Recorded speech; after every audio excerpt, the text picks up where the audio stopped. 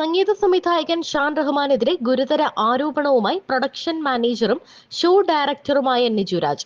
കൊച്ചിയിൽ ഷോ സംഘടിപ്പിച്ചത് വഴി ലക്ഷങ്ങൾ ഷാൻ റഹ്മാൻ തട്ടിയെടുത്തു എന്നാണ് നിജുരാജ് പറയുന്നത്.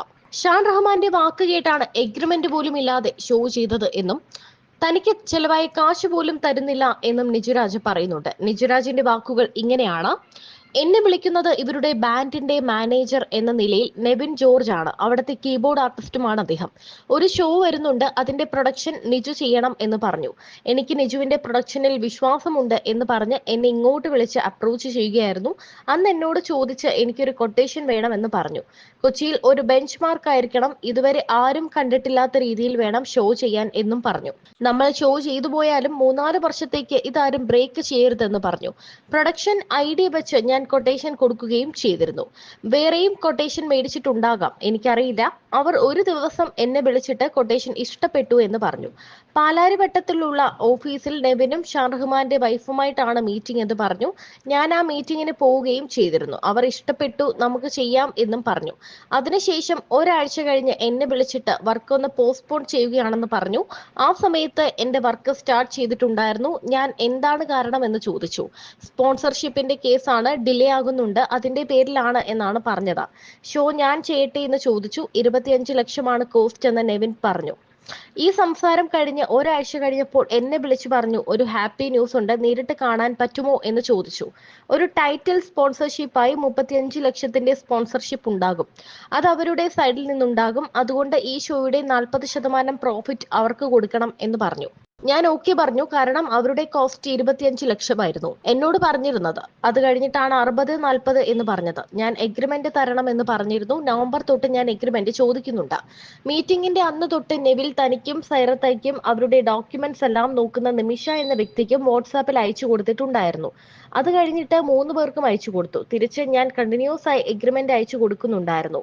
ഓരോ കാരണങ്ങൾ പറഞ്ഞ് എഗ്രിമെന്റ് ഡിലേ ആക്കി. നിമിഷ ബിസിയാണ്, മഹേഷ് നാരായണൻ പടത്തിന്റെ വർക്കിലാണ് എന്നൊക്കെ പറഞ്ഞ് ഡിലേ ആക്കി. അങ്ങനെ ഡിസംബറിൽ നെവിൽ എന്നെ വിളിച്ചു പറഞ്ഞു, ഷാനിക്കയും സൈറത്തയും ദുബായിലേക്ക് ഹോളിഡേ ട്രിപ്പ് പോവുകയാണെന്ന് പറഞ്ഞു.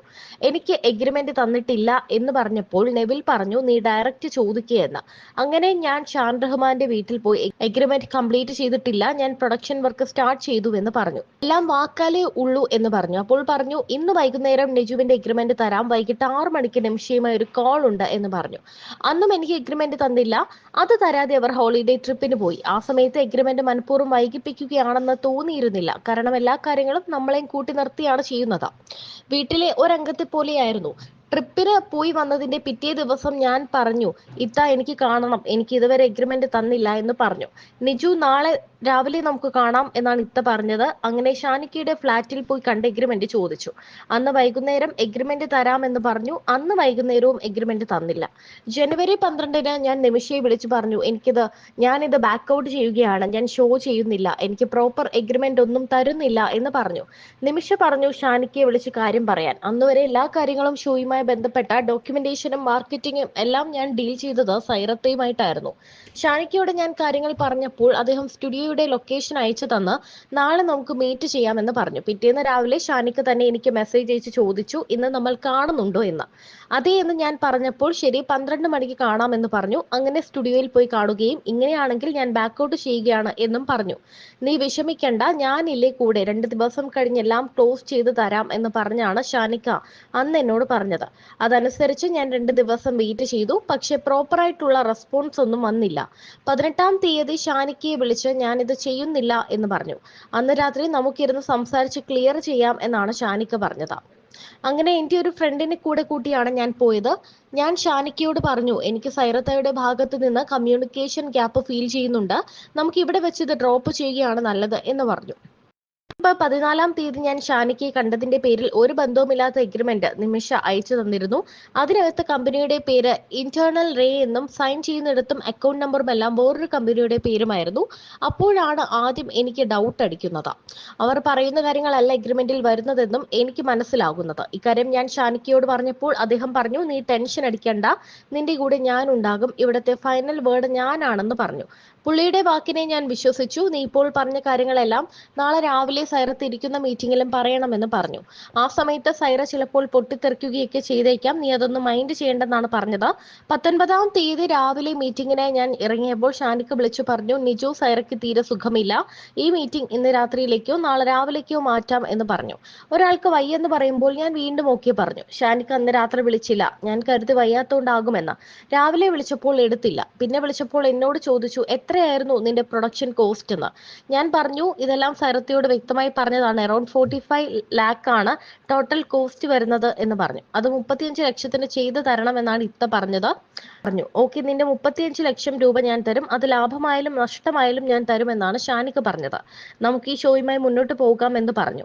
ഷാനിക്കയെ വിശ്വസിച്ചതാണ് ഞാൻ ഈ അവസ്ഥയിലാകാൻ കാരണം. അവരുടെ കോസ്റ്റ് 25 ലക്ഷമാണെന്ന് നേരത്തെ തന്നെ പറഞ്ഞിരുന്നു. എന്റേത് 35 ലക്ഷമാണ് എന്നും പറഞ്ഞു. ആർട്ടിസ്റ്റിന്റെ ട്രാവലും ഫുഡും അക്കോമഡേഷനും എല്ലാം അവരാണ് ചെയ്യാമെന്ന് പറഞ്ഞത്. ഈ സമയത്ത് അതെല്ലാം തന്നെ കൊണ്ട് ചെയ്യിപ്പിക്കുകയായിരുന്നു. എന്നിട്ട് എന്നോട് പറഞ്ഞു, നീ ചെലവാക്കുന്നത് ഞങ്ങൾ ചെലവാക്കേണ്ട പൈസയാണ്, ഇതിന്റെ ബില്ല് അവസാനം തന്നാൽ മതി, ഞങ്ങൾ തരാമെന്ന് പറഞ്ഞു. നിമിഷയാണ് എന്നോട് പറഞ്ഞത്. ഷോ കഴിഞ്ഞു, വലിയ വിജയമായിരുന്നു. പിന്നീട് അതിന്റെ ഭാഗമായി കേക്ക് മുറിക്കുകയൊക്കെ ചെയ്തു. അതിന് ശേഷം കോഴിക്കോട് ഒരു ഷോ പ്ലാൻ ചെയ്യുന്നു, അതിലും ഞാൻ വേണമെന്ന് പറയുന്നു. ഫെബ്രുവരി 6-ാം തീയതിയാണ് ബുക്ക് മൈ ഷോയിൽ പേയ്മെന്റ് വന്നു എന്ന് ഞാൻ അറിയുന്നത്. ഏകദേശം 39 ലക്ഷം രൂപയുടെ അടുത്ത ടിക്കറ്റ് വരെ ഉണ്ടായിരുന്നു. സ്പോൺസർഷിപ്പായി ക്യൂട്ടീസ് 15 ലക്ഷം രൂപയും 10 ലക്ഷം കോറിലും എന്ന് പറഞ്ഞു. അങ്ങനെ 25 ലക്ഷം രൂപ. 25 ലക്ഷം സ്പോൺസർഷിപ്പിൽ നിന്നും 39 ലക്ഷം ടിക്കറ്റ് സെയിലിൽ നിന്നും കിട്ടി. അങ്ങനെ 64 ലക്ഷത്തിന്റെ റവന്യൂ ഉണ്ടായി. അതിൽ 6% ബുക്ക് മൈ ഷോയുടെ കമ്മീഷനായിരുന്നു. ടിക്കറ്റ് സെയിലിന്റെ 18% GST. മിനിമം ഒരു 55 ലക്ഷം GSTയും കമ്മീഷനും എല്ലാം കഴിഞ്ഞ് റവന്യൂ വന്നിട്ടുണ്ട്. അതിൽ 25 ലക്ഷം അവരുടെ കോസ്റ്റ് ആണ്. അതിൽ ട്രാവൽ, താമസം, ഭക്ഷണം എന്നിവയെല്ലാം എൻ്റെ കയ്യിൽ നിന്നാണ് പോയത്. അങ്ങനെ എനിക്ക് ചിലവായ കാശിന്റെ ബില്ല് അയച്ചു തരാൻ പറഞ്ഞു. അത് അയച്ചു കൊടുത്തപ്പോൾ എന്നോട് ചോദിച്ചു, നിജു, നിനക്ക് ഞാൻ എന്ത് പേയ്മെന്റ് ആണ് തരാനുള്ളത് എന്ന്. ഞാൻ മൈൻഡ് ഔട്ട് ആയിപ്പോയി. അത്രയും സക്സസ് ആയി ഷോ സംഘടിപ്പിച്ചതിന് പിന്നിൽ ഞാനാണ് എന്നൊക്കെ ഷാനിക്ക പറഞ്ഞതാണ്. ഞാൻ പേയ്മെന്റ് ചോദിച്ചതിന് ശേഷമാണ് ആകെ ഇങ്ങനെ മാറിയത്. ആദ്യം തന്നെ ഇത്തയാണ് എന്നോട് പറഞ്ഞത്, നിനക്ക് ഞാൻ ഏത് പേയ്മെന്റ് ആണെടാ തരാനുള്ളത് എന്ന്. നീ ഇൻവെസ്റ്റ് ചെയ്ത പൈസയ്ക്ക് നിനക്ക് പ്രൊമോഷൻ കിട്ടിയില്ലേ എന്ന്.